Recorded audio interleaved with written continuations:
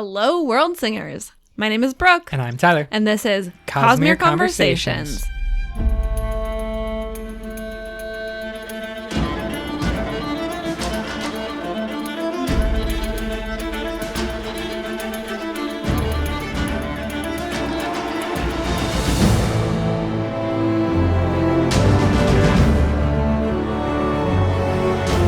Welcome back, everyone. We are here again for our Oathbringer reread. These are the middle parts. Parts 3 and 4 and the surrounding interludes. This is the juicy part. There is a lot. We are going to break down Oathbringer for you today. You can follow along on the social medias, Reddit, Twitter, Facebook. We're everywhere. You know this. We are in the midst, the build-up to Rhythm of War currently in this time, but it doesn't matter. Wherever you are listening to us, whenever you are listening to us, Oathbringer's out there, and that's what we're talking about today. In this episode, we are including interludes 2, as well as part 3 and interludes 3, and then part 4. So kind of just the middle chunk of the book. If you're reading on Kindle, we're looking at like 33 to 66% or something like that. It's the meat of the sandwich. And it's, well, let's just go right into our can't wait section, because I think these are the most important parts, not just to Oathbringer, but to the greater Stormlight Archive kind of series 1, which is the first 5 books. Mm-hmm. This is my new concept after rereading and kind of trying to figure out where Rhythm of War is going, putting the other 2 Cosmere books in context a little bit better. It really seems like the book 3 of this 5-part series is where all the stuff that we did see is kind of building up to, and then everything that happens after will be because of the stuff that's going on in parts 3, 4, and yes, 5 as well in Oathbringer. Right. Because not only are we reviewing the meat of the sandwich of Oathbringer today, but Oathbringer itself is the meat of the sandwich. Exactly. We've incepted ourselves into a Cosmere sandwich. We are multiple layers deep. And I am just astonished by how many different emotions I felt while reading this. It's so crazy. And we've done this reread fairly quickly. So we finished Way of Kings not all that long ago, but it already feels like so long ago when you think back to Way of Kings and you're thinking about where the characters were at that time and like what they were concerned about, and then now where we are and the things that we're dealing with in Oathbringer. It blows your mind.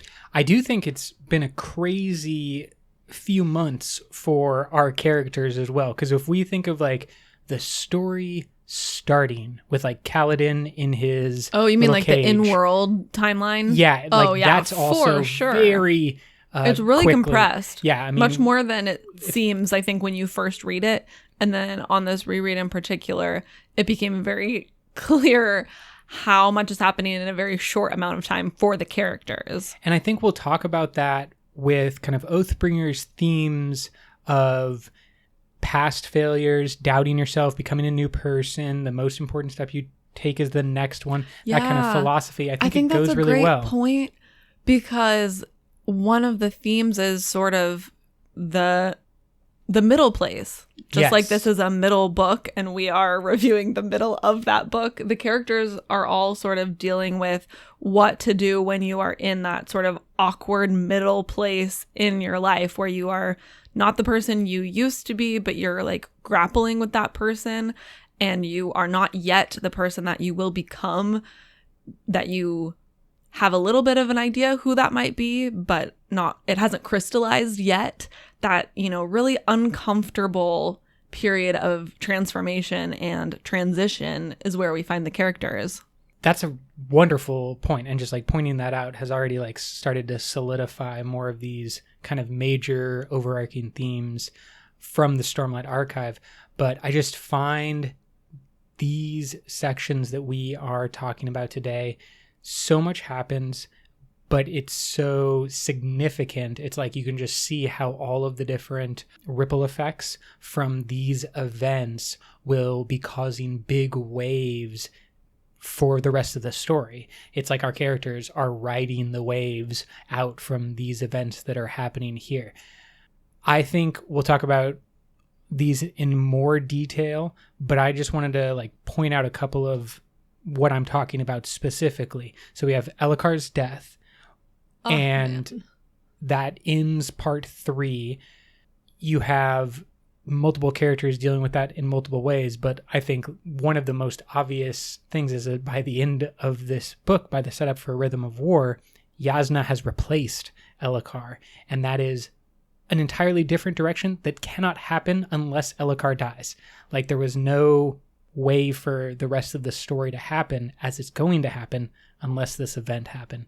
Similar, I think there's a bunch of stuff going on right now in the background with the religions, the church, the Voron church specifically, with like naming Dalinar a heretic. I really love that you brought up this point as something really important that's going to have far-reaching consequences in the future, because I think that is exactly right. And it's so easy to forget about or sort of like push to the background. Yeah, I mean, I overlooked it because originally. So much is happening, but it's huge. I think I overlooked it, and the characters are overlooking it. Yeah, 100%. And the importance. And like multiple times, like things keep coming and popping up that you should be paying attention to, but it seems, like you said, so small to the other events. Yeah, on this reread, it's a little bit more clear that Brandon Sanderson is trying to continue to drop little bits of that story so that we don't completely forget about it. But it's just not the most pressing concern when, you know, odium. And the last kind of major thing that we see in part 4 is the kind of introduction really to readers of Shadesmar. What does Shadesmar look like on Roshar? We get it for the first time in part 4, and I think that's only going to increase, and the way that Shadesmar and the physical realm are interacting only going to increase throughout the Stormlight Archive, throughout all of the books. There is just so much that blows my mind when part 4 is basically taking place in an not entirely different world, but a world that's so different in so many fundamental ways that you're just shocked. It's like you've dropped into a different story. Like Brandon wrote a sub-story within his master epic. That's maybe one of my rough cuts. Okay. Yeah. Okay, so before we jump into your rough cut, because I think that's a good rough cut as well, but do you have something that you can't wait to talk about? Well, okay, so in my notes, my can't wait and rough cut are kind of the same thing. Okay. And now I have a new rough cut. Excellent. So multiple rough cuts, nothing. Okay, so the thing you can't wait to talk about is your rough cuts. Yeah. So my initial rough cut / can't wait was that part 3 of this book is extremely hard to get through. It took me a really long time to get through it, honestly. Like my reading pace definitely slowed down when I hit part 3 because it's just depressing. It's really hard. Every character is going through unpleasant things. But that being said, once you get to the end of part 3 and you're like through it, you can't stop reading. Yeah, the reward is a Sanders avalanche of 300 to 400 pages. It's just like it never stops. Yeah, and it is a feeling that I do not feel very often as an adult, but felt a lot as a kid, where I legitimately could not stop reading, like compulsively just had the book with me at literally all times, whether I was brushing my teeth or walking somewhere or like my nose was just in the book all the time. And that's how I feel after I get through part 3 of Oathbringer. It's just like, I can't do anything. I can't eat. I can't sleep. Nothing matters except reading this book. Which is why we take days off of work when the books are dropped so that we can process and read by ourselves. That's a real thing that we do. Okay, but now my second rough cut is that this book does feel like maybe 3 different books in one. I mean, it's difficult to be a middle book, and it shows some of those. It's like the best version of a bad thing. It's like not that any of the parts are bad or I don't enjoy them on their own. It's just the structure. But on the other side of part 4 now, when I look back and I think about Shallan chasing the mimic murderer in Urithiru, it's just like, oh my God, when did that happen? That was a completely different book, as far as I'm concerned, as far as the character is concerned, because all of our attention and our priorities have completely changed. Obviously, those events have to happen. They are integral to where we go. But I don't even know if I want to say it's disjointed, but there is certainly a really broad storyline happening in this book. I think you're 100% correct. I think it is the difficulty of being a middle book, of trying to do this weird balancing act that we've been talking about. I think that it's pulled off successfully, but regardless of how successful it is, it's still in this position of kind of juggling multiple things all at once. Yeah. And trying to make that journey of where the characters were and trying to get them to where they need to go, which is basically all happening in this book. It's truly an incredible feat then that so much of the book still feels grounded and connected. We had a great time last week talking about like the Bridge 4 chapters and like how those characters are given their moment in the light. I think that connecting us to Elhokar just to set up his death is another like perfect example of writing. Just like Brandon is introducing more and more aspects of Elhokar, finally then getting him to a point where he's going to bond with the Spren, only to take him away, only to have Moash kill him, and put Kaladin on this downward spiral that he goes throughout part 4. My rough cut is very similar to what you said about part 3 just being hard to get through, but for me, it is so much more focused on Dalinar himself. Obviously, there's Dalinar's book, and the flashbacks that he experiences with his period as a warlord, I think are just so significant because he's the hero. Like, he's this guy that's held up by Kaladin and his soldiers and Brandon's by writing of him. Literally everyone. Like, yeah, everything Adolin. is building up Dalinar, and then we get characters like Sadeas. I think Elhokar mentions it. Definitely Taravangian. Definitely Fen in this book. But like multiple times, characters say things like, "What are you talking about, Dalinar? You remember how it used to be? Like, we need the Blackthorn." Fen specifically says, like, "I think you became a good man just in time for the world to end. Like, I don't need a good man. The Blackthorn would have killed everyone who stood in his way." And I personally always took that as, oh, they just don't understand. Like, Dalinar isn't that bad. Well, I think there's a difference, too, between hearing something and seeing something. Exactly. So Totally when people say, like, oh, he used to be this great warrior, well, what does that mean? We have heard all throughout our lives that figures in history were great warriors, and it's told as this epic hero's story that has been, completely stripped of any reality. And then in this book, we see the truth of that statement and like what war is like, what it means to be a warrior and a conqueror. And it's not very pretty. Yeah, and so where Kaladin and Shallan are experiencing very similar kind of emotions and stories, and their theme is tied together with Dalinar's, I sympathize and empathize with both of them so much more, where Dalinar, I honestly at points was like revolted by him, because just what you said, like, oh, he's not like Kaladin, who just kind of like stumbled into a situation where there's war all around him and he's trying to survive and he's trying to protect those that he loves. Like, Dalinar, Brandon has said this previously, that Dalinar is based off of the conquest of Genghis Khan and the beginning of the Mongol Empire. And so you can kind of see the Alethi as like a weird hodgepodge of East Asia history.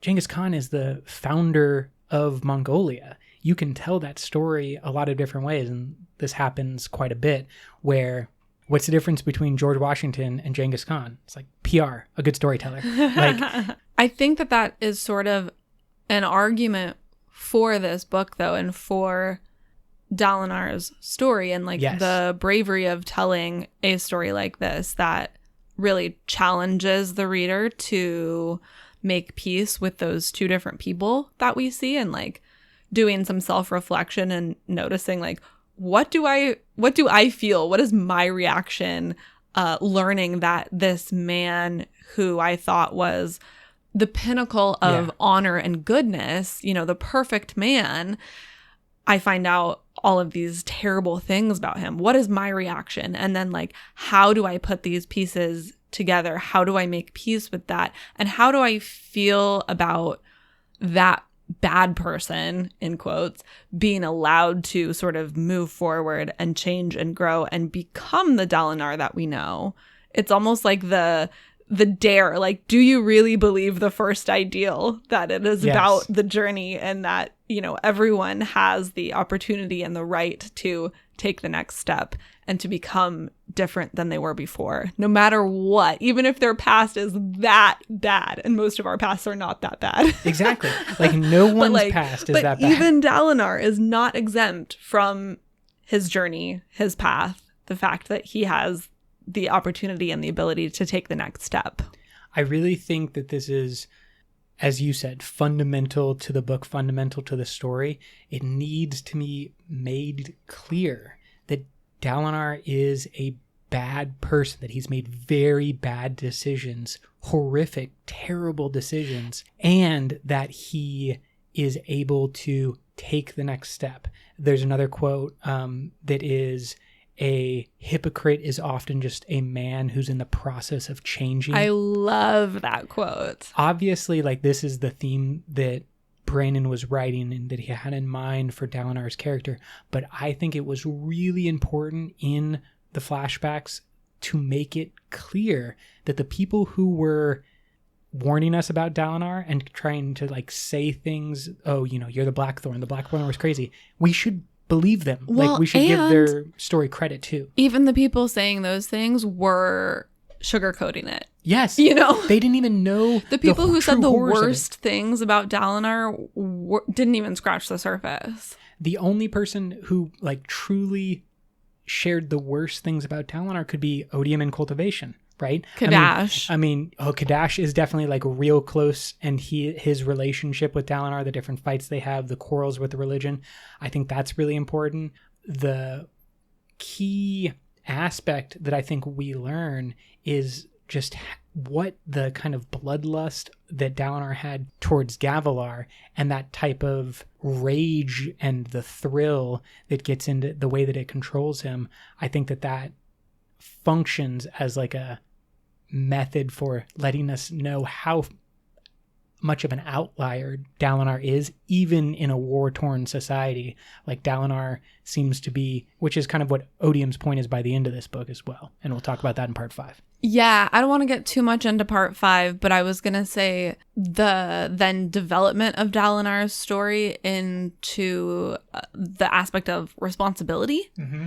And like, because he doesn't get through the storyline and say, well, it wasn't really me.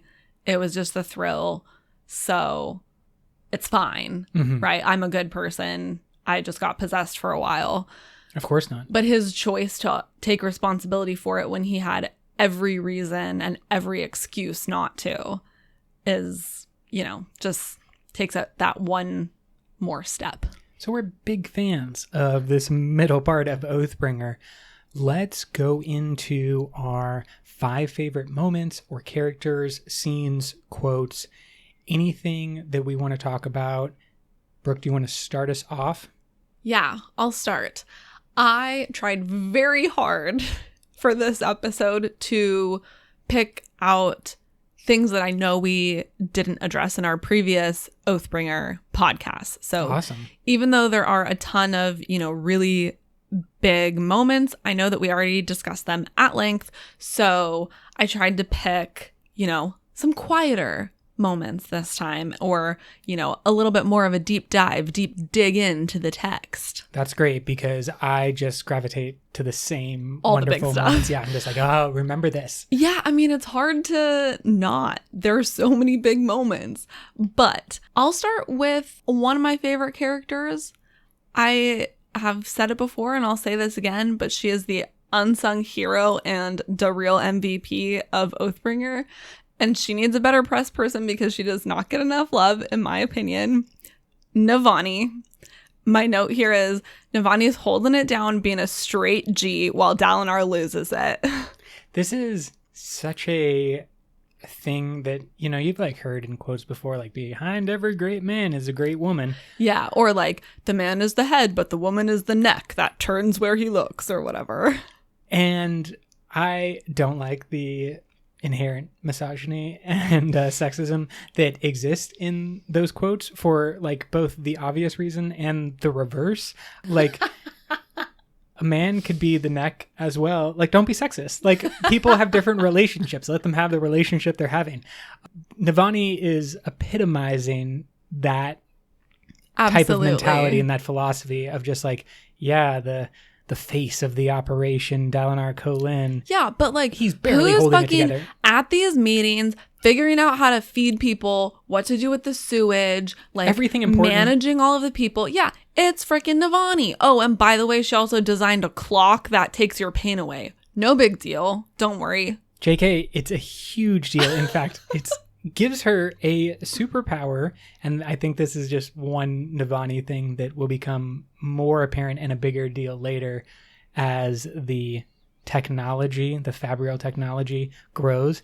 But she's able to use that pain reel as a weapon to basically turn up the pain, and then when she touches someone, she can transfer a bunch of pain into them and like leave them incapable or incapacitated.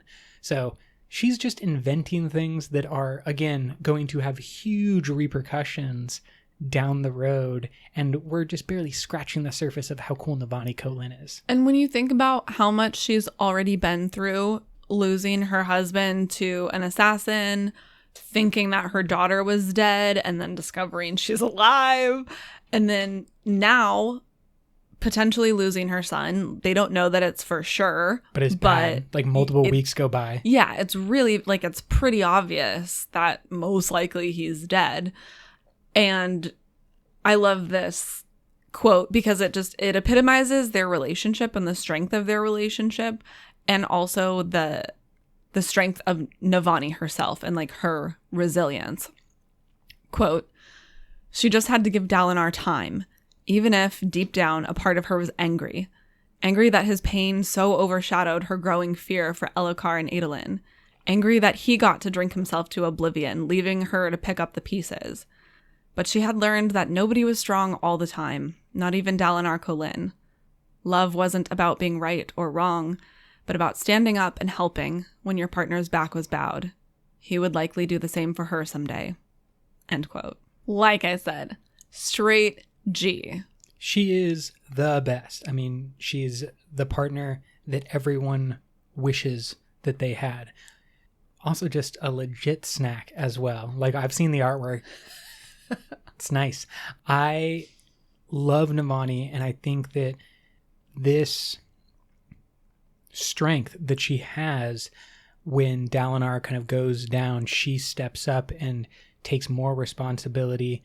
It is maybe hinting at something along the lines of her possible Night Radiant path. There's some speculation out there that she will become a Night Radiant. We've talked about it after the quiz of the Night Radiants, but I really love this idea that Navani is just, she's like always working. She's always operating. She's always doing her thing. And then also she can be the perfect complement to her partner, Dalinar. It's just, hats off.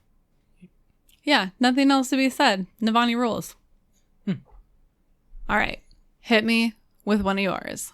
Let's talk about another lady of the Cosmere who doesn't get enough love, and one that I think will prove to be an incredibly important Knight Radiant and aspect of books 4 and 5, and that's Malata. Malata is the Radiant that comes with Taravangian, found in Kharbranth. She is of the Dustbringer order.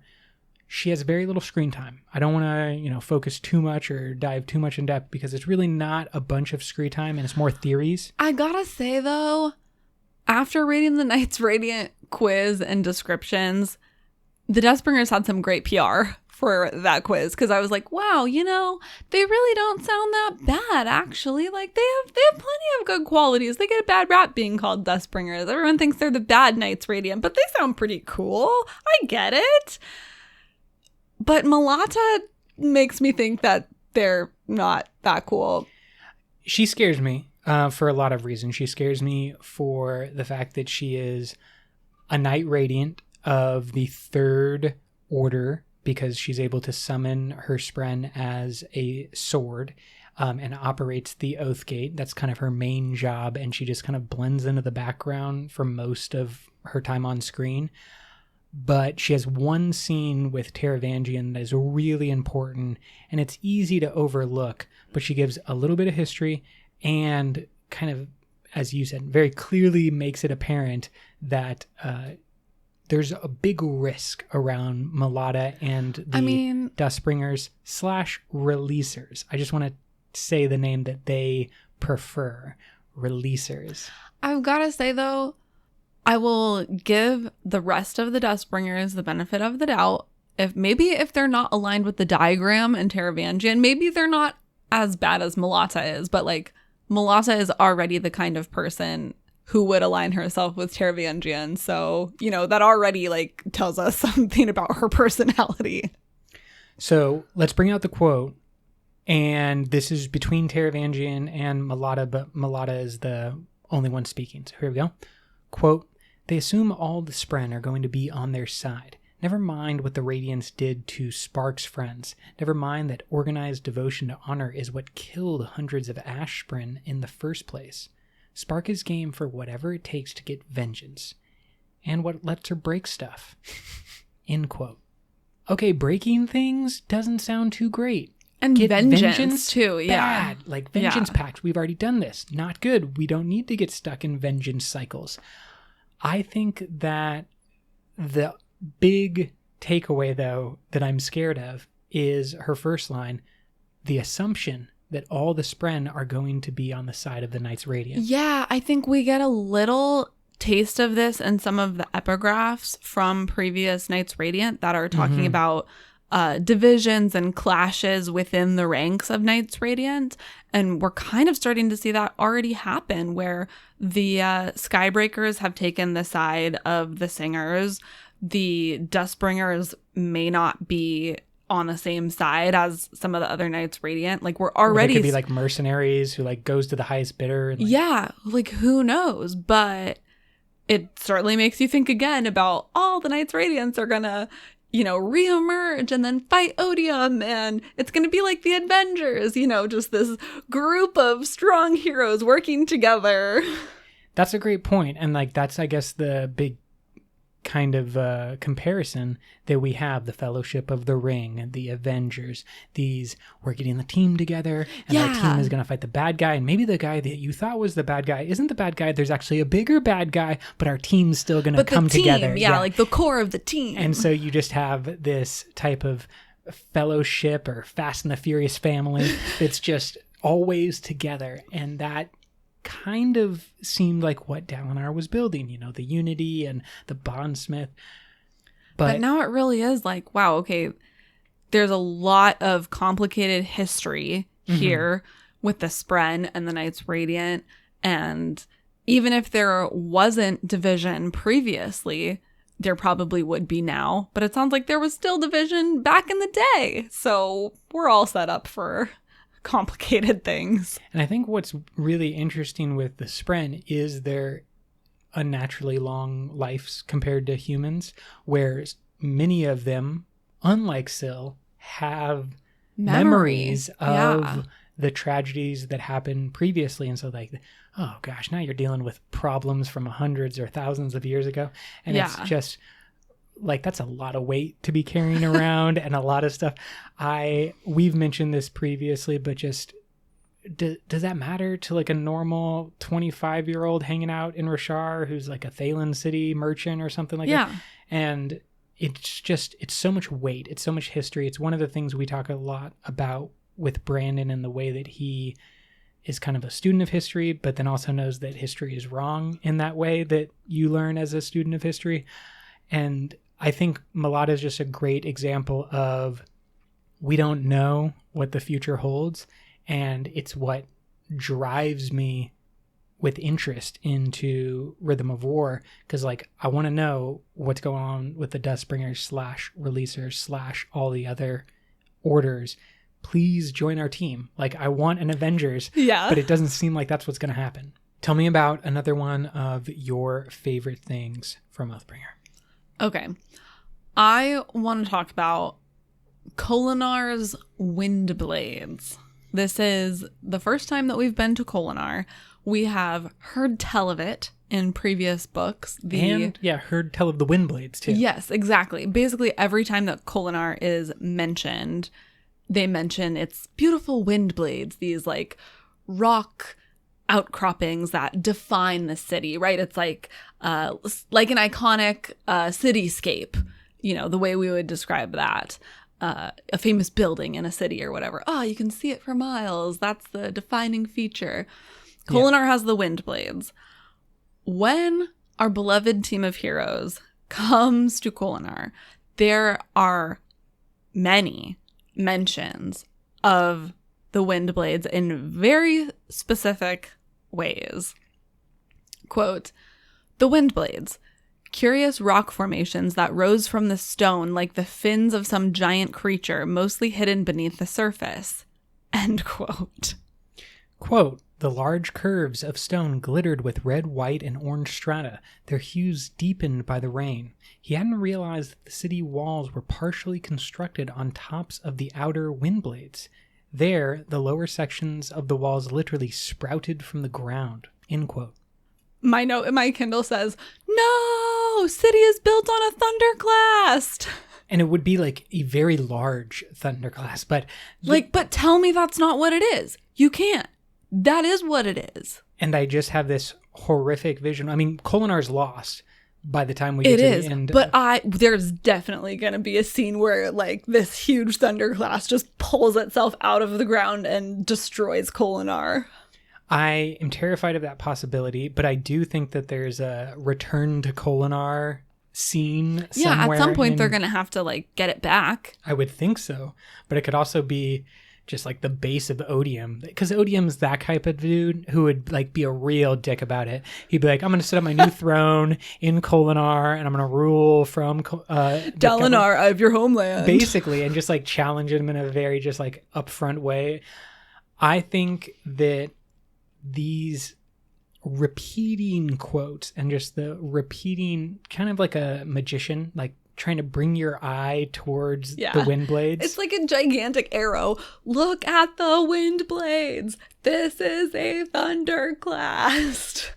And we see in part 5 the power and potential of Thunderclass. We'll talk more about what they are and like what they can do, but I do have a fear that the all-powerful, like the Thunderclass, what was it in Greek mythology?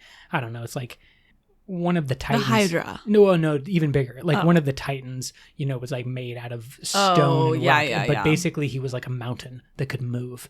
And that's what I feel is going on with the Windblades of Kolinar. It's just going to be this thing that's like a mountain that stands up. And then you're just like, oh, great. Well, that's 700 feet tall and made out of all stone. So it's a good call out. Thank you. I also just want to throw in another little tidbit that is mentioned here. There are so many references to strata, both in Urithiru and then when they're in Kolinar as well. And I just wonder what is going to happen with that. It's clear that it's very significant and there's some kind of meaning to it. And so that's certainly something that I'm hoping to get more of in Rhythm of War. I can't wait to see what it is. Well, that's cymatics, right? That's the current theory that if we had Brother Capsule talking about cymatics in the first book, and he said that the cities themselves were created in the image that like could be replicated by playing notes of sound.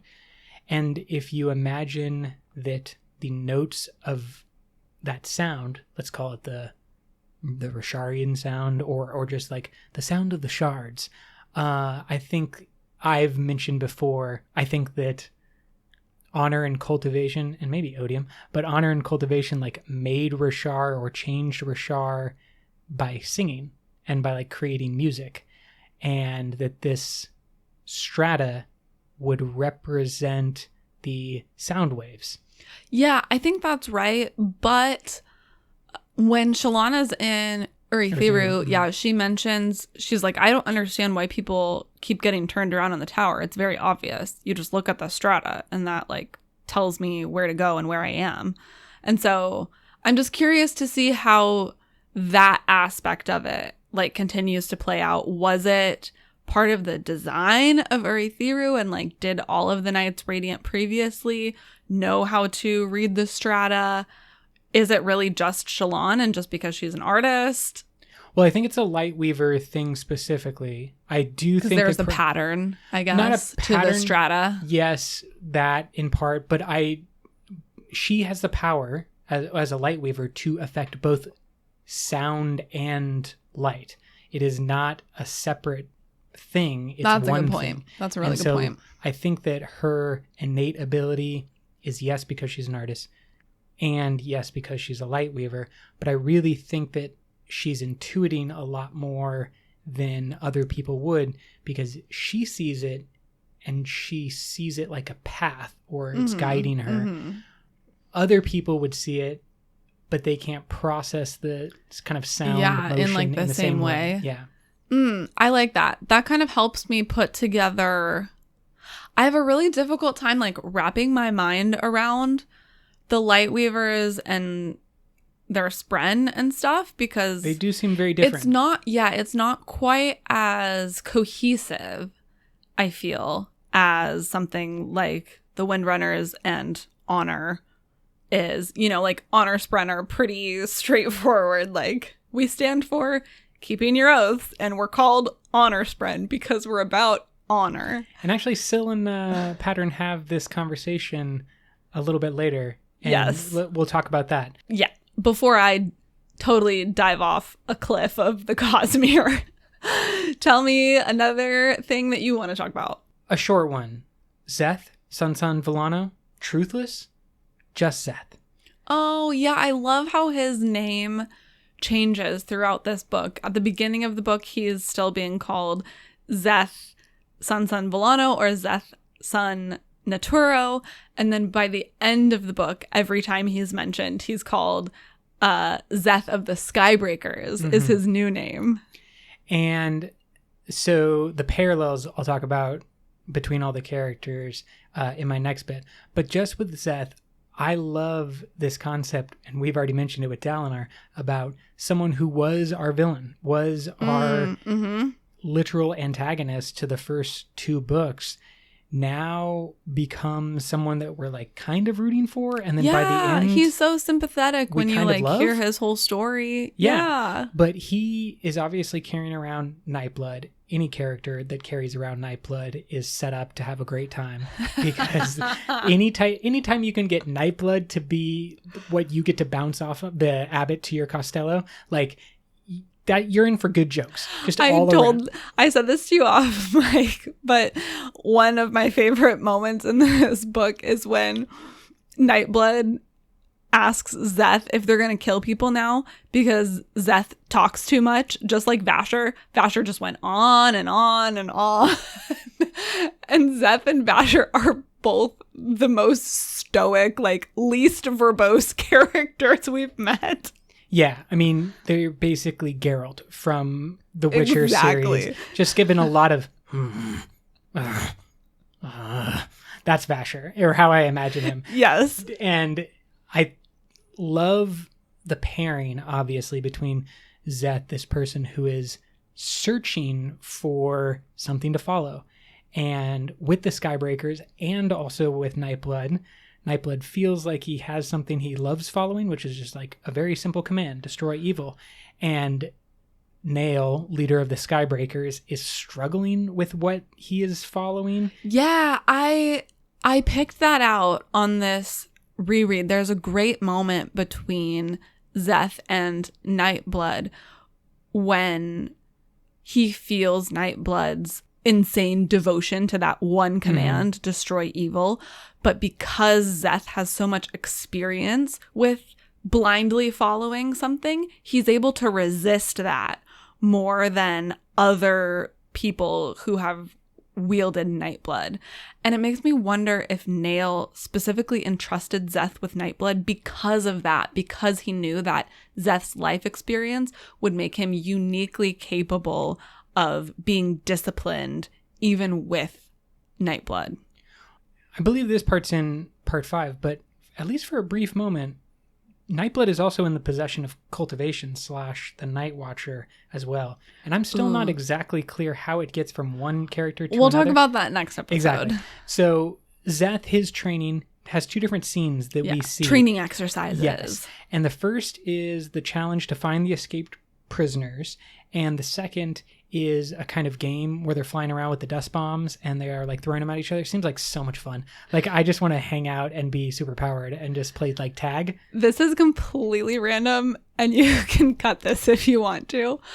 But did you ever watch the movie The Swan Princess? It's an animated movie that came out in like 1996. I believe so. Yes. There is a scene in that movie when the prince is practicing his hunting, but with arrows that with have, the big yeah, the little like colored puffies, and it's very funny. And that's exactly what this scene with Szeth is. What I think was important from those 2 scenes, and eventually kind of sets up his joining Dalinar and the Knights Radiant instead of joining Nael and the Skybreakers, is that in both of those situations, Szeth purposefully, significantly, did not follow the rules. Like, he broke... Well, no. He did follow the rules. In this case, he is a perfect Skybreaker because Skybreakers are about the letter of the law. He followed the rules. There were just loopholes in the rules. Yeah. So, okay. So I obviously have... You are a windrunner. Yeah, yes. Exactly. I'm looking at it from... This isn't right. And it's not, because what I mean, because he actually does the right thing when it comes to the investigation. He doesn't blame the prisoners who have escaped. He actually blames the warden of the prison. And that's the person who the Skybreakers themselves believed was guilty. And Szeth proves it. So he was correct. He got to the solution that was best for everyone involved, except for the warden. But what I think is important is his, as you said, his ability to resist the influence of Nightblood. I think it's also like his ability to resist a lot of different kind of social or external pressures. Well, he has a lot of experience being disciplined. Yes. Right? Like, and who knows, this might just be who he is as a person, or it might be a side effect of his time with his Oathstone. But when he had his Oathstone, we saw that he was incredibly disciplined. He knew how to follow the rules. He just did what he was told, regardless of how he felt about it, what he thought about it, so he has that practice. Again, maybe he's like that naturally as well, but that's why he comes into these situations and he is not led by his emotions or his preconceived ideas. He's not someone that is going to, fly off the handle. He takes a very thoughtful approach. And I'll just say that I loved the character transformation, or the way that a villain was taken in a direction where now he is a sympathetic character and a character that is part of our core team. And I find it really, really interesting, the dance between the Skybreakers and the Windrunners. Agree. And I just think that we've gotten a little bit of hints about the division between that. It like kind of eventually broke the Knights Radiant was the Skybreakers and the Windrunners fighting. Yeah, I mean, you can see immediately how they would butt heads, but I also was thinking when Kaladin is struggling with the idea of, I'm supposed to do what's right, but how do I know what's right? Mm-hmm. I just thought, oh, this is why they need each other. Yes. Like because that can balance them out. Yeah, the Windrunners need the Skybreakers because that's how they're going to get that help to determine what is right. And the Skybreakers need the Windrunners to help them see that it's not always just about the letter of the law, you know. And we can extrapolate that out and say that all of the shards need each other. You can't just have Odium out here by himself. You gotta reunite them. Or just... That's my pitch. That's a good pitch. It's a solid one. I want more from you. Give me the nerdiness. I know it's hiding within. Tell me all about the Stormfather, Night Watcher, the Unmade, and the Sibling. Okay, this is a big one, but we get a bunch of great information about these big entities. And so I wanted to put it all in one place and kind of hash it all out, talk about what we think, ideas, theories, everything. I am gonna start with this word of Brandon, which is, quote, 1. The Night Watcher and Stormfather are parallel entities such that the Night Watcher is to cultivation as the Stormfather is to honor. Okay, we knew that. Yep. That's number 1. 2, there's a sort of parallel for Odium, but that parallel is the various Unmade instead of a single entity. This is where it starts to get interesting. Okay, so that kind of solves that question. Yeah. 3, they are parallel in that they are all splinters. And as a quick reminder, splinters are the power of investiture that has existed on this planet specifically, that has started to manifest its own kind of cognitive self.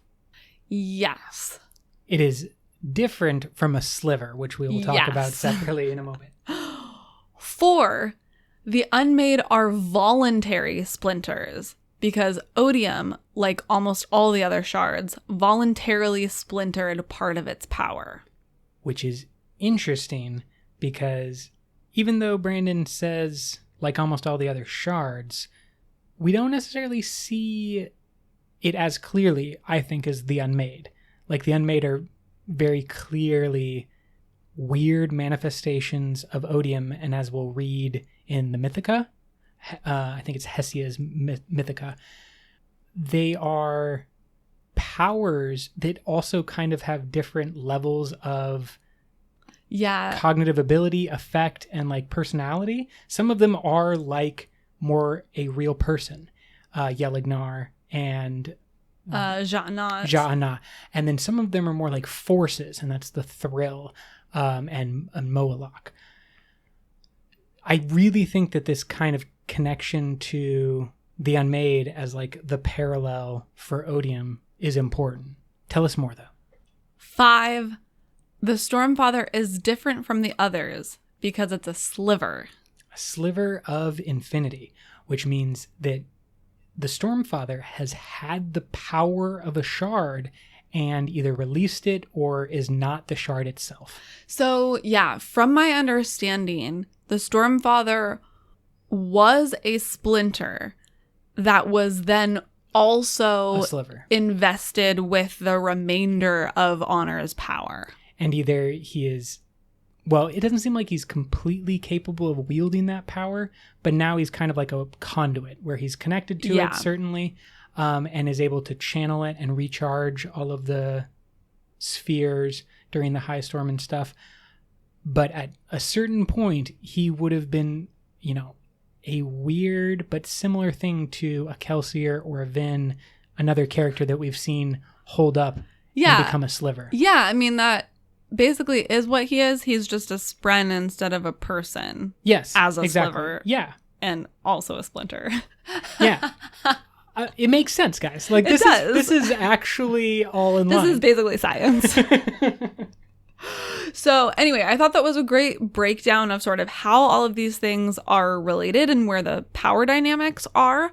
Also, side note, interesting that the Unmade are officially declared to be splinters, because that means that Odium is slightly less powerful than he would have been previously because parts of himself have been splintered off. So just, keep that in mind. We all know what happened to preservation when its power got splintered away.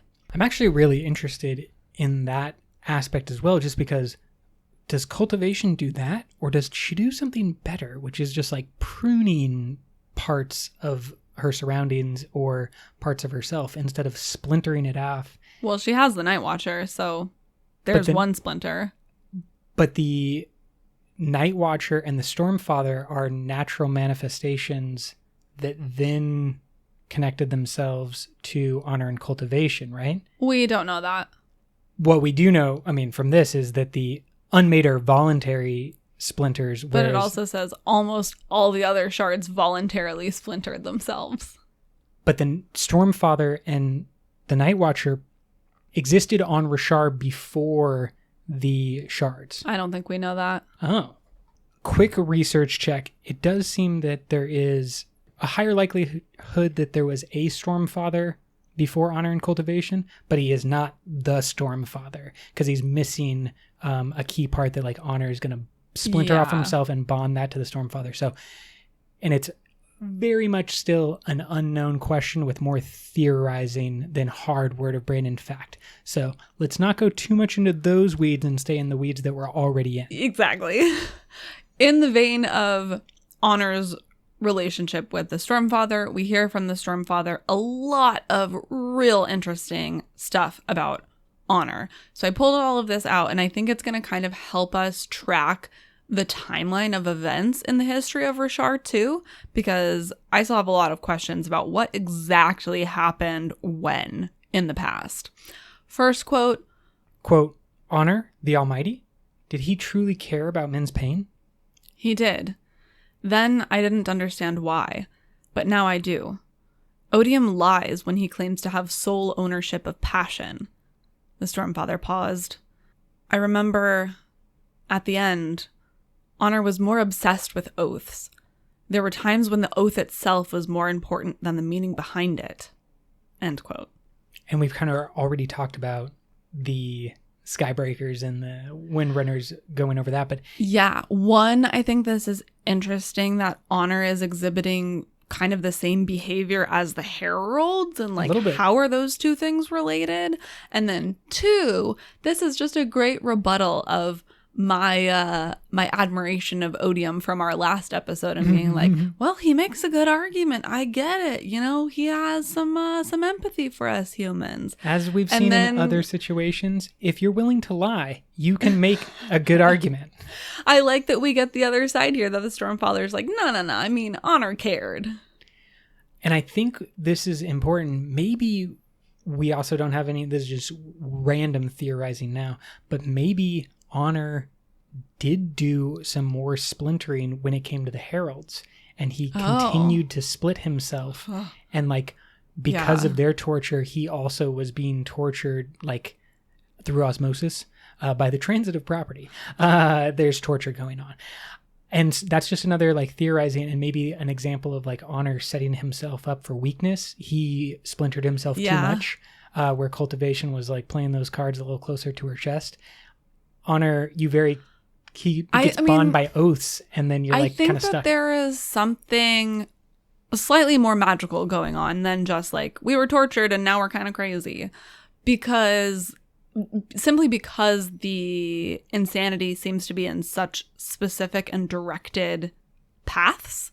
Nail is not just a random crazy person, right? He is specifically crazy in that he is insanely devoted to the letter of the law. And Shalash, again, is not just randomly crazy.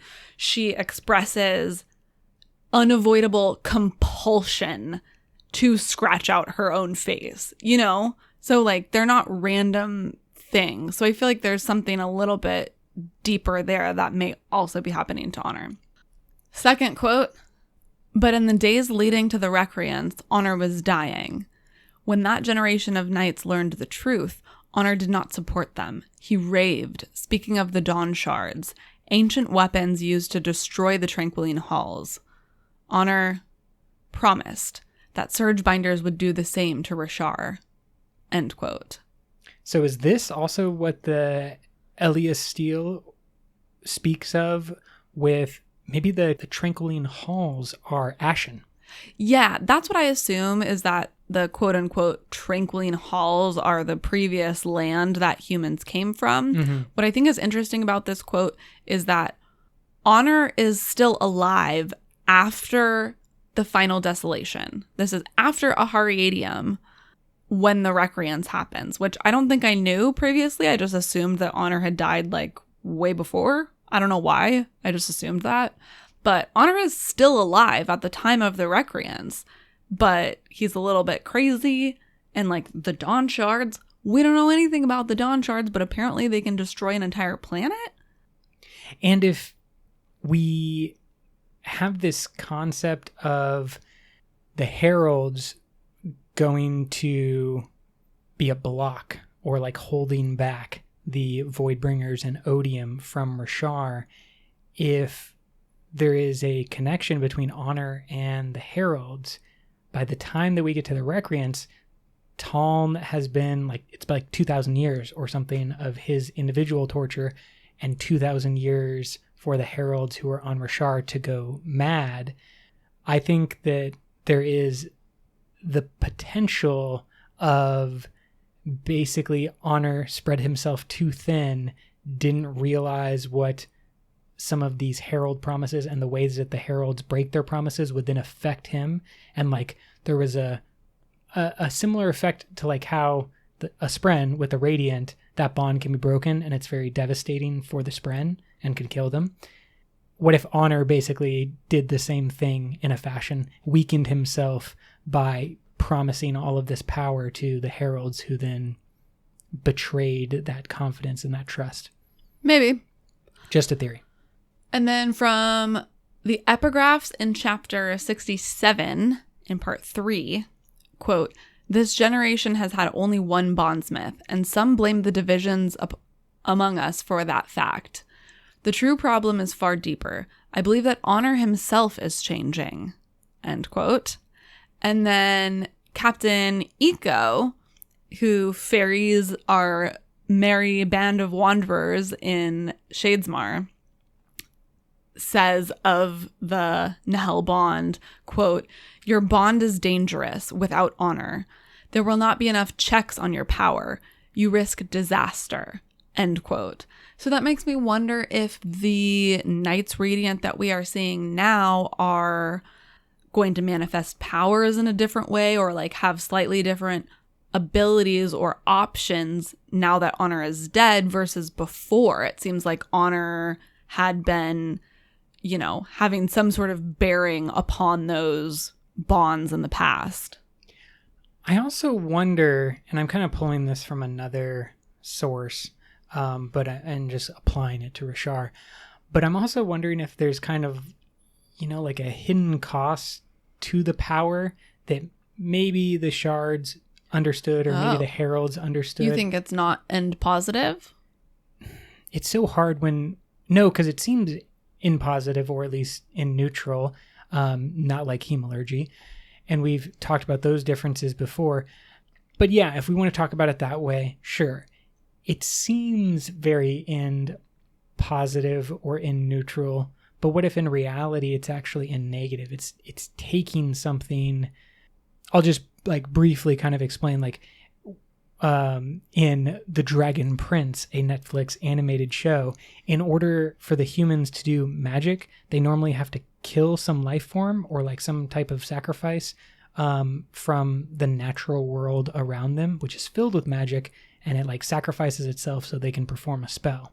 I just wonder if maybe there's something like that going on, where like Honor used to be a check or a limit on this power, because it has some destructive capabilities, and then without the check on that power, you risk annihilating yourself. In the same way that you can create an atom bomb and you risk blowing up the entire world in a never-ending chain reaction that this is what a real fear that people working on the Manhattan Project had with their first test. They were like, one of the things that can go wrong is the chain reaction we are starting in the bomb, which will be very big. We don't know how big, and they misguessed by many, many orders of magnitude.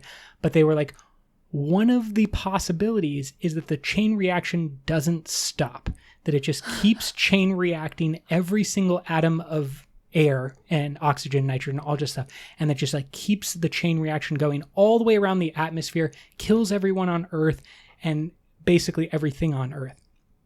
That didn't happen. However, what if that is the destructive capability of some of these Knights Radiances? They can just wildly spin out of control with a fourth heightening or a fifth heightening, something like that. That's the question. On to the most mysterious of these large powers, the sibling. We really hear about the sibling for the first time in Oathbringer. Yeah. And there are some very interesting things said about the sibling. So I will just quickly sort of run through these and then we can speculate. Try to keep it tight here. 1. The sibling seems to have some kind of connection to the Knights Radiant or a bearing on the Nihil bond. There is a quote in one of the epigraphs, I believe it is chapter 68, quote, "My research into the cognitive reflections of the Spren at the tower has been deeply illustrative. Some thought that the sibling had withdrawn from men by intent, but I find counter to that theory." And then again, chapter 70, quote, "Something is happening to the sibling. I agree this is true, but the division among the Knights Radiant is not to blame. Our perceived worthiness is a separate issue." End quote. So it seems there's some sort of concept of the worthiness of the Knights Radiant being responsible for the presence of the sibling or something. I don't know. Super interesting. And then the Stormfather basically says that the sibling isn't around anymore because humans have hurt them enough and leave them alone. Don't bother the sibling. You already did enough damage. And then quote on the gender pronouns there that are used to refer to the sibling. They are always referred to as they, them. Word of Brandon on this is that the sibling did not view themselves as male or female and thought that it was weird that so many Spren would adopt human genders, which relates to another quote. Word of Brandon and Cell quote that we have on Spren genders, and that there are 4 Spren genders because humans did not imagine those other genders. Yeah. And Kaladin's like, wait, what? Yeah. And she's like, well, you didn't imagine those ones.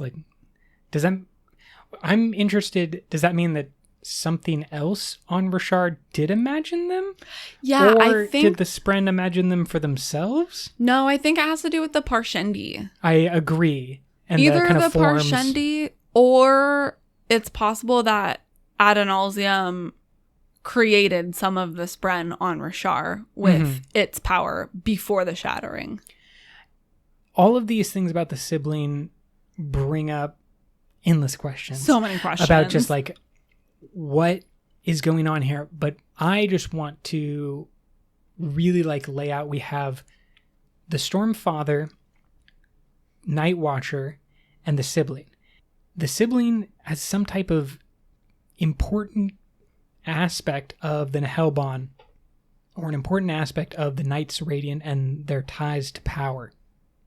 And I wonder if the sibling came with them from Ashen. It's all speculation. Yeah, clearly.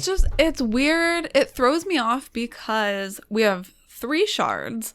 So we would assume that, like Brandon said in that first quote, you have cultivation is to Night Watcher, as honor is to Stormfather, as odium is to the Unmade. And then you have the sibling. But the sibling is a bondsmith spren, we assume. So I'm flabbergasted.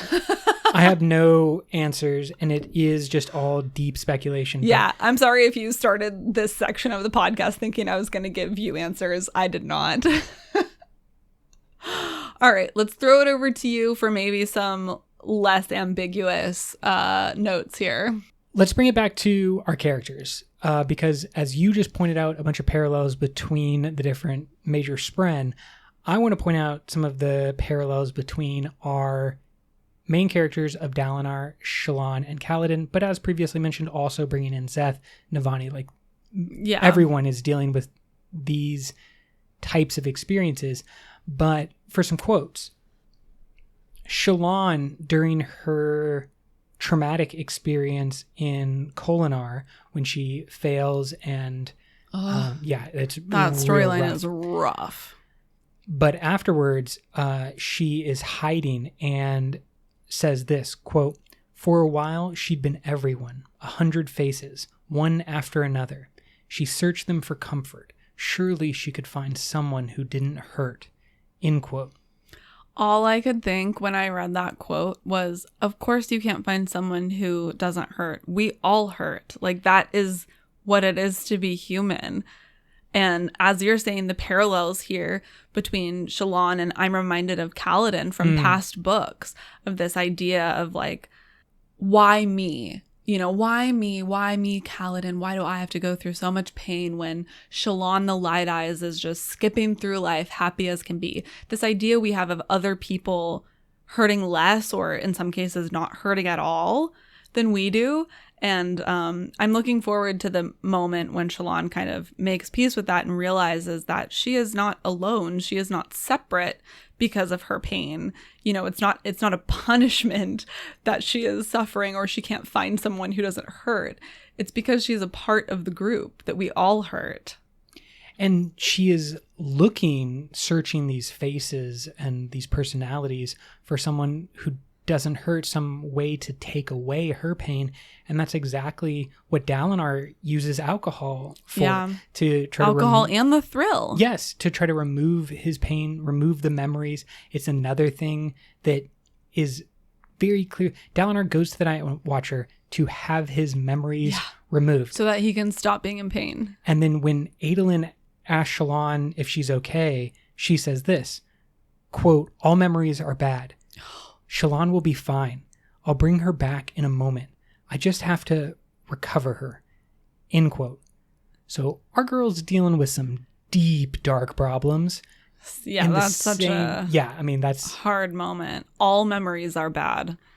And that is the way that also Dalinar would experience things, because he can't separate the warlord from who he's trying to be and who he wants to be, and the father, and like all of it is connected. So all memories are bad. So you just have to like cut it off. You just drink yourself, or you get in fights, or you find the thrill, and you just like, you turn off everything else so you can just focus on the one thing.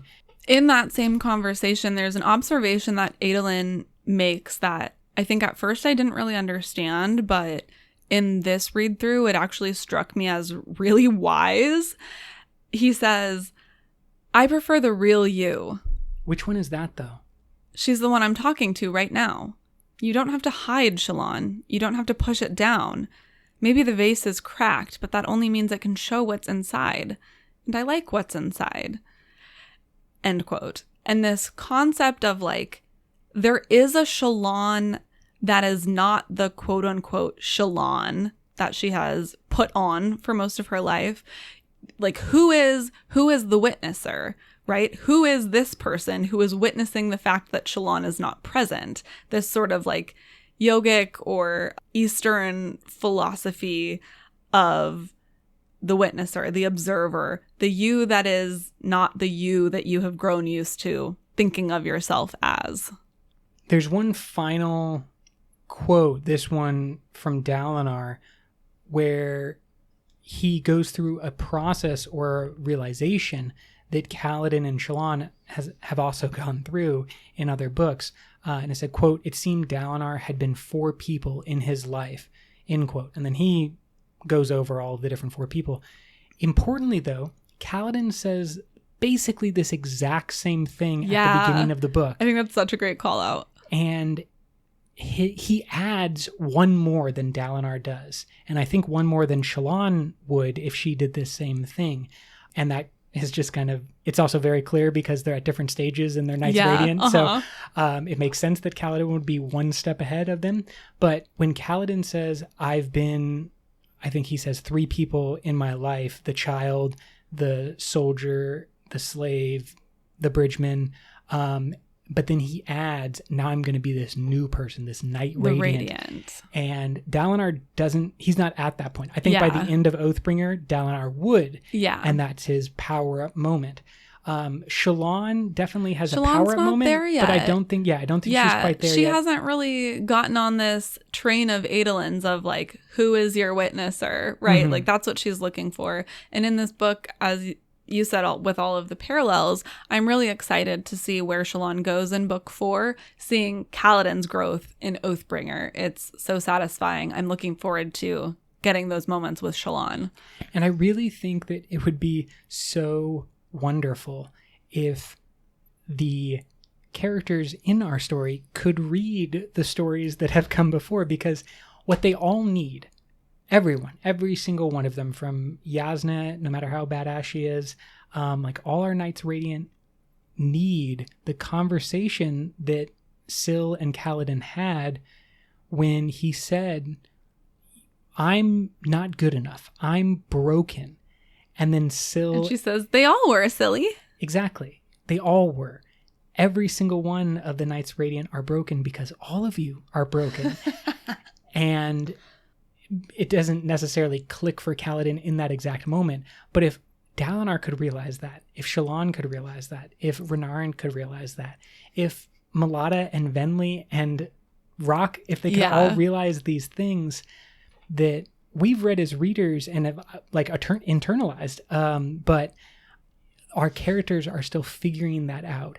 And it's so wonderful to take this big picture. That's something that Kaladin heard, I think, in book 1. I think it's book 1. Yeah. And so that to be carried over and experienced differently. Obviously, we haven't even talked about Teft, who is and we don't need to talk about Teft because I've done it in the other episodes. We talked a lot about Teft.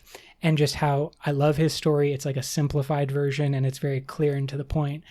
But that's what he is literally screaming at his spren to be. Is like, I'm you've broken. Got the wrong man. Yeah, go find someone Venli else. too in this book. She literally tells her spren, you have the wrong sister. You don't want me. You have the wrong sister. That's so heartbreaking because for so long, like both Venli and Eshonai didn't want the role that they had. Like they were just having this weird parallel story of each wanting to be somewhere other than where they were. Yeah, being in this role that they didn't plan on being in. Yes, and it is something that I think is fundamental to the entire Cosmere, this idea of being okay with your brokenness, being okay with the mistakes that you've made, not because they're forgiven or like forgotten, but because you can make a new decision with your next step. Yeah.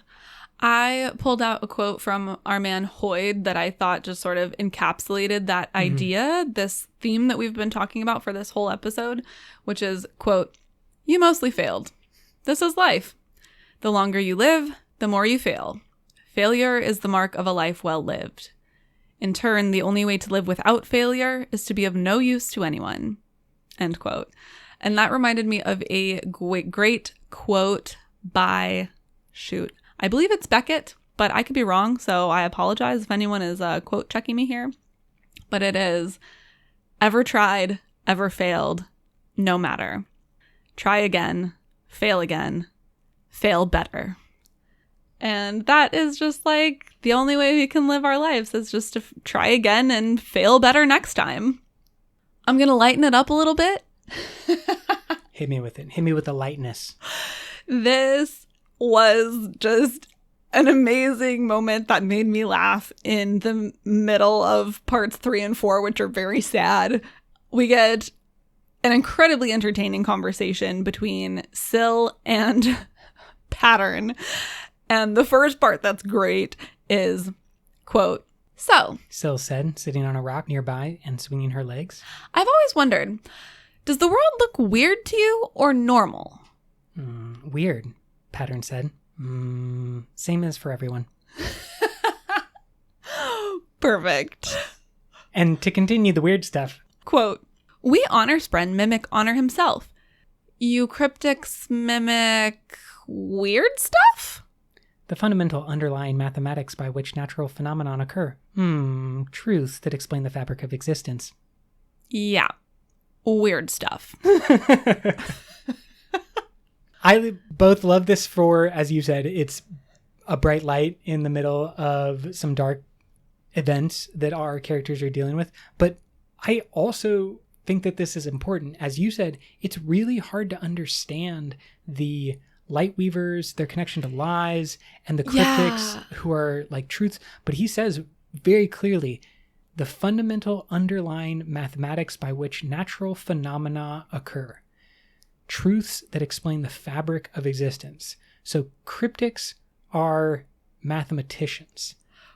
But also creators. They have to be creators because natural phenomenon is what creates everything. Right. And like, I find this so difficult to wrap my brain around as like more of a creative person and like not really a science math person.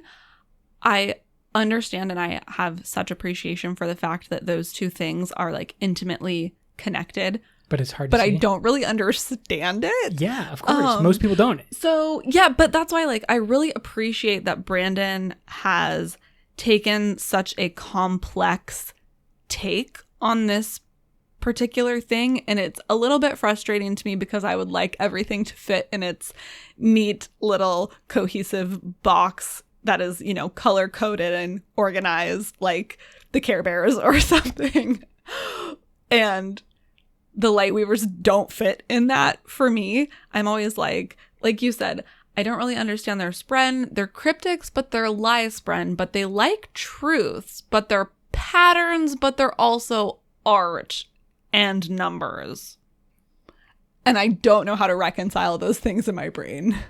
I think that it comes down to if we're just trying to take what Pattern says as completely correct, and it might not be, but because what a Lightweaver specializes in are manipulating physical properties, light and sound, light waves and sound waves, and those are also the same physical properties that create everything in the universe. I think what it comes down to is a very beautiful expression because there's also a word of Brandon, and I think this is important. The sounds, the rhythms of Roshar are not limited to Roshar. Yes, we said that a couple episodes ago. I was so happy to find that word of Brandon, that it's actually a Cosmere-wide phenomenon. And so that is what I think the cryptics are getting at, is that there is a fundamental underlying reality that is based, or the foundation of that is mathematical properties, things that can be broken down in a very like E equals MC squared fashion. Right. But then they create the kinds of geometry and like shapes and things that make up all of nature. And like the best way that I can think of to sort of make it make sense in my brain is Gaudi's architecture. Yes, and the Fibonacci sequence. Yeah, stuff like that. Yes, 100%. And if those references did not make sense, I don't think we're going to explain them right now. Go research those on your own. Put some links in the show notes or something. Yeah, if you too, like me, are confused by the Lightweavers and their Spren, there's a stepping stone for you, and tell me if you figure it out. Fibonacci to Gaudi. Yeah. You got it. All right, rock it. All right, over to you. This is going to be my final one of the episode, and it ends part 4. Oh, God. Just like part 3 ends with the death of Elhokar and this like huge emotional moment. Part 4 ends with a huge political failing where the alliance that had been built up over this entire book. A huge political backstab by Taravangian, I think you mean. I do mean. This alliance system comes crumbling down as 3 lies that are, well, they're playing with truth, which is the best kind of a lie, but 3 lies are dropped on the world all at once. And I think that all of these are still important going into Rhythm of War. And obviously Taravangian and like how he is pulling all the strings, that's important. I know. I have so many other things to say about Taravangian, but we've done maybe 2 podcasts completely about him. They're good. I like the Taravangian episodes as well. But these are the 3 lies. So Dalinar planned to become the High King. Okay, not really a lie of commission, just lie of omission. He didn't tell any of the other monarchs, and it very much plays into the fear that everyone has that he is the conqueror. Yeah. Because he's just conquered Alethkar by like surpassing Elhokar is what he fundamentally did, or that's what they are afraid of. Then you have the translation of the Dawn Chant, which allows them to uncover the message of the Eliasteel, the oldest written document. I think it's on stone, but oldest written document in existence that anybody knows about is the Eliasteel. And it Isla Steel. Isla Steel? Yeah. Okay. It's Eila. Sorry. And that's going to, of course, reveal that humans are the invaders and that the Parshendi/listeners are the native inhabitants of Roshar, and that Dalinar has met with Odium and fears his corruption. This is important too because it's Malada who steals that information and gives it to Taravangian, which then he plays off as if it came from someone else. But those 3 lies, the High King issue, the true nature of humans on Roshar, and the fact that Odium is able to corrupt individuals and like has met with Dalinar, all very important still, even though the Battle of Thaylen City has already taken place and we're going into Rhythm of War. But I think the most important thing is what we mentioned at the top of this episode briefly, is what Fen says about a religious collapse. And like, Dalinar, are you sure that you want to be playing with this, hot potato of religion in the middle of this dangerous circumstance? Because like, you need to get your own Vorin house in order. And this is what their back and forth entails. Fen and Dalinar. Will you play Dalinar in this instance? Of course. Quote, "Many of my soldiers follow the passions. They talk of, at long last, breaking away from the Vorin church. I won't recant. Even if it causes a wholesale religious collapse in the middle of a war." End quote. Yeah, I think that's a great point and a great call out. I could certainly see there being a big religious battle on top of the battles that they're already fighting, potentially another instance of the hierocracy or something like that. I also love that you picked this quote because it talks about this side religion of the passions, which is really highlighted in this book a lot, which just brings up so many questions about like, was this the original religion of the humans? Does that mean that their original god was Odium, which is kind of alluded to in the Eliasteel? And just, I have so many questions about all of that. Tell me about your last favorite moment. Okay, last one, quick one, just a short note here. Something I thought was very interesting happens in Shadesmar. Quote, "The corrupted glory spren landed on Shallan's arm. Odium suspect that you survived," a voice said in her mind. That was the voice of the Unmade from the mirror, Ja Anat. "He thinks something strange happened to the Oathgate because of our influence. We've never managed to enlighten such powerful spren before. End quote. So the unmade refers to what we would call corrupting a spren as enlightening a spren, which I just found to be fascinating. And it made me think of like the Adam and Eve story of the Bible and how you can sort of read it as the evil serpent tempted Eve with, you know, this bad apple that took away her innocence or whatever, you know, made her not pure anymore. Or the Gnostic Christians. Or you could read it as the serpent is offering knowledge that she then takes, and so she is enlightened by the intake of knowledge. Yeah, I think that's the Gnostic Christians, an ancient sect, not really like popular or anything today, but they believed that Eve was making a choice, not that she was like suckered into anything, and that the choice was beneficial for human beings, that knowledge was the thing we needed, that we were kind of like right, the one, that it was like we could be little babies forever, just exactly. like living in our warm, safe jungle, and like nothing bad ever happens to us. But we need the knowledge to progress and kind of have the full experiences. I think that's a super interesting thing. Yeah, Zha so interesting. Also helping, like she's an unmade of Odium, but is helping our heroes.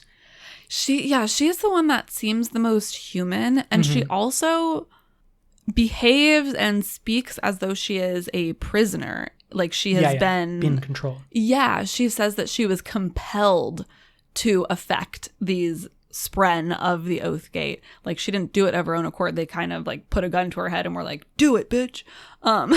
Exactly like that.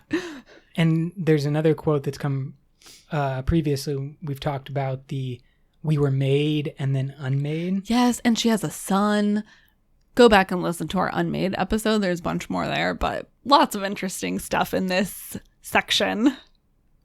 Let's talk about some Cosmere connections before we sign off. There are a bunch, and the most obvious one is everyone's favorite wall captain, Azure. Azure is Vivenna. AKA Vivenna. Yeah, and if you didn't catch that. Definitely remember all spoilers. On the first read, we, clearly have like a reading competition who can read the fastest when we get a new book. And I think I was slightly ahead at this point. Yeah, because you had gotten the chapters ahead of time. Yeah. And then you Sander Savalanched your way to victory. Obviously. But at this point, I knew, or I was pretty confident, that Azure was Vivenna, but you were still in the midst of it. And I was just like, when are you going to figure it out? Well, I also like to hold my judgment until I have enough evidence. You are a very patient reader. I'm immediately jumping to I don't want to make a judgment call unless I have enough evidence to support my opinion. You've seen the number of quotes I put in my notes. I need to back up my arguments. I did. It was like an inkling in my brain. I was like, okay, might be Vivenna. Okay. I kind of think it's Vivenna. Maybe here, this is a point in favor. This is a point in favor. I just didn't want to make up my mind. I saw a weird shard blade that didn't disappear, and I was like, and a woman Azure. With a color name. Yes. And I was like, Azure, it's Vivenna. Got it. Called it. And I was so proud of myself. I was just like a little kid who's like, handed their parents the first drawing they've ever done, and the parents are just like, yeah, kid, this is beautiful, we're gonna put this on the fridge. Azure has many quotes that we can take out. One, she's so knowledgeable about Shadesmar, and we get her for so little time. I just want more. Azure, stay around. I want her to tell me everything. Yeah. She goes off to the Horneater Peaks and leaves our group to go to Thaylen City. We know the Horneater Peaks are really struggling because Moalak has moved up there and is corrupting. Under the control, of the unmade and the fused. Azure says, quote, "I'm no figure from mythology, thank you very much. I'm just a woman who has been constantly out of her league since adolescence." End quote. So poignant, especially when you've just read Warbreaker and you're just like, Vivenna, you really have had kind of a rough life. And constantly out of your league since adolescence. We see them all, Adolin, Kaladin, and Azure, perform the same kata, which is like their morning workout exercise, kind of a yoga flow. And they all go back and forth saying, quote, "Where did you learn that kata?" "From my swordmaster. You?" Likewise. It's a wonderful connection moment, obviously. Simple, but obvious if you know the Cosmere. And then it's unveiled that the swordmaster is the one she is hunting. Like, they knew she was on Roshar to hunt someone. Yeah. And then it's unveiled, like, if you see that swordmaster, let him know Tell I'm him coming. I'm looking for him. Yeah, it's like, I'm coming. Yeah. And we've talked a lot about Azure as well. We don't know exactly what her motivation is. We want that Warbreaker too. But I don't know if we will get any more Azure. She might be gone for the foreseeable future. At least one book. I could see no Azure in book 4, maybe returning for something in book 5. But like, I think this little clip is also the most we're going to get for now. I could be wrong, but I don't think I am. In Shadesmar, we also get the Lighthouse Keeper, also known as the Re-Oracle, who definitely seems to be a Elantrian. But incredibly aware of investiture across the Cosmere. He asks what Kaladin's heightening is. He swears by merciful Domi. And then he knows the history of the Knights Radiant and that they were on the edge of returning and had returned in the past.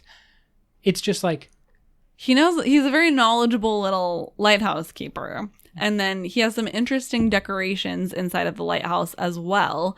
Quote, "One wall contained a picture of people kneeling before a bright white mirror. Another was of a cityscape at dusk with a group of low houses clustered before an enormous wall that had light glowing behind it." End quote. So certainly sounds like Elantris. What I also thought, at least a little bit, is that I don't think this is actually going to work out, but like that story of the girl who looked up, who was living in a village that was in darkness, and there was a wall, and beyond the wall was light, and she went there and got the light and returned it back. That also kind of sounds like this picture. That's funny. That's interesting. Where the cityscape is at dusk, there's the low houses, kind of in darkness, big old wall. That would be the wall to Elantris, and inside. And so I'm like, did the story come from the picture? Like, did someone bring that picture to Roshar, and then the story started? Like, they told that story. What is that? Oh, and let me tell you this story about the girl who stood up. And they tell this story about a girl who could be... Is Elantris that picture, which then becomes the story that is told to Shallan?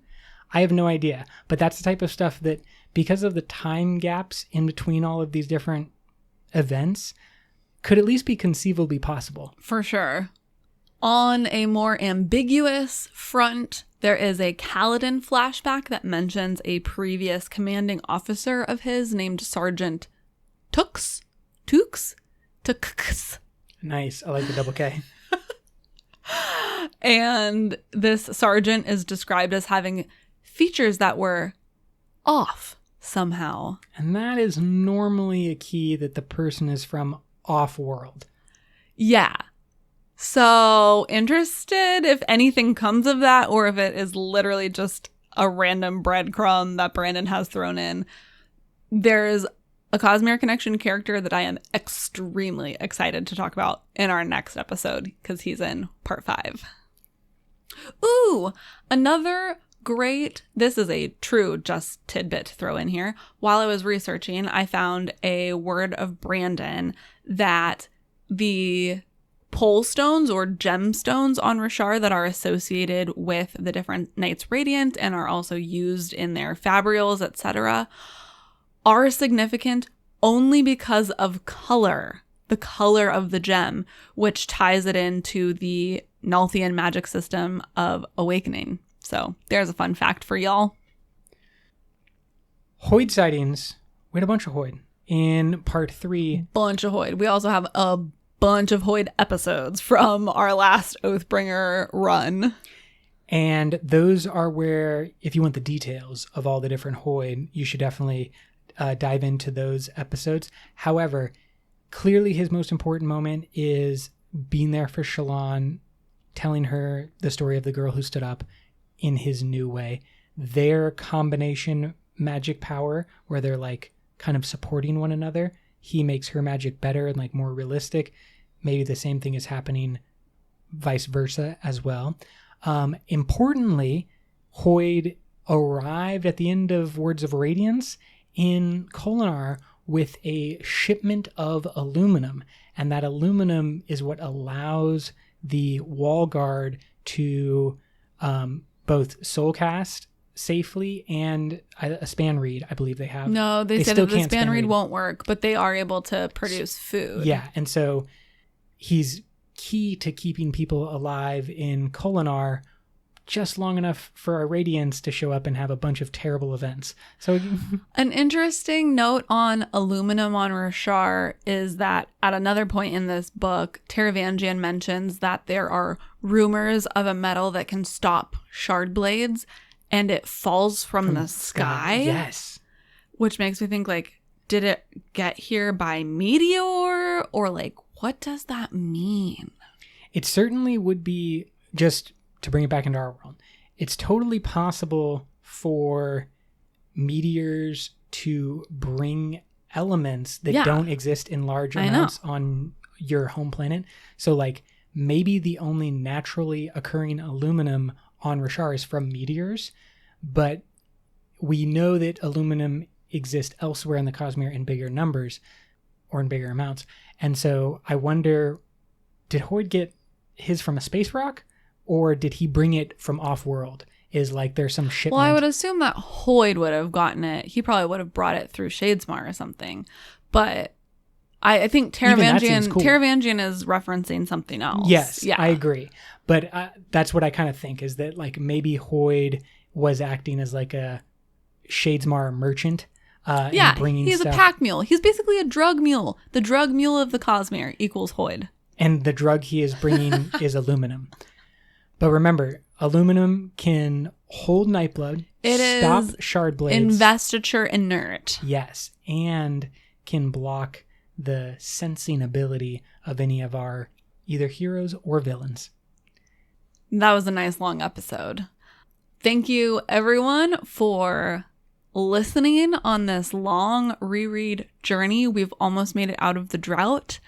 We are coming to the end of summer, but we will still give our summer plea for ratings and reviews on the podcast platform of your choice or social media platform. If you want to rate us on Facebook, you can do that also. Those are super helpful for getting new fans to find us. And we will see you very soon for Oathbringer Part 5.